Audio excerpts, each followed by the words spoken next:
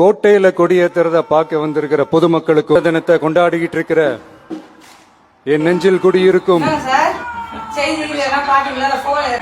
அண்ணன் கொடி ஏத்துறது மனசுக்கு எவ்வளவு சந்தோஷமா இருக்கு.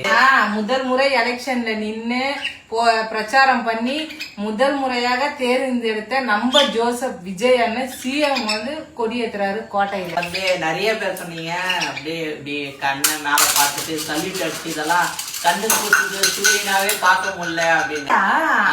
ஏன் சூரியனை பாக்கலன்னு அவர் தெரியலையா?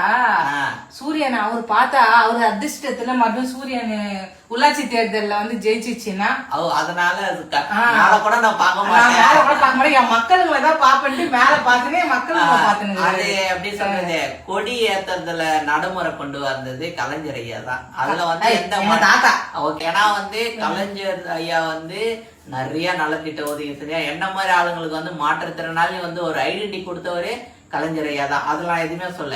இப்போ ஜோசப் விஜய் அண்ணா அவர் வந்து ஆட்சிக்கு வந்தது எதனாலன்னா ஊழலற்ற ஆட்சியை கொண்டு வரேன், ஊழல் பணத்தை வந்து தனி நபருக்கு போக கூடாது, அரசாங்க பணத்தை வந்து தனி நபருக்கு போக கூடாது, மக்களுக்கு நல்ல செய்ததுனால்தான் மக்களால தேர்ந்தெடுக்கப்பட்டு 108 சீட்டு ஜெயிச்சு பெரும்பான்மைப்பட்டு இப்போ முதலமைச்சரா இருக்காரு நம்ம அண்ணன் லலிதா. அதெல்லாம் விடு, இப்போ எங்கன்னா போனா லஞ்சம் கொடுக்கறதுக்கு பயப்படுறாங்க.